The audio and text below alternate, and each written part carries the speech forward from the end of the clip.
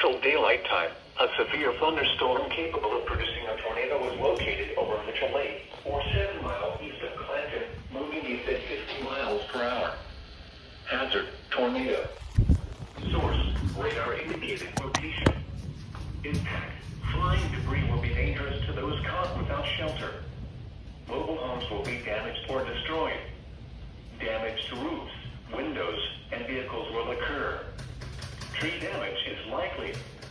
Locations impacted include Goodwater, Rockford, Kellyton, Speed, Lisle, Pentonville, Dollar, Bradford, Cottage Grove, Bentleyville, Highway 9 and Highway 22, Hatchet, Vicksburg, Cruzville, Mariah, Higgins Ferry Park, Mitchell Lake, Western Lake Martin, Fishpond, and Ray. Take cover now. Move to a basement or an interior room on the lowest floor of a sturdy building. Avoid windows. If you are outdoors, in a mobile home, or in a vehicle, move to the closest substantial shelter and protect yourself from Ooh, that is not fun.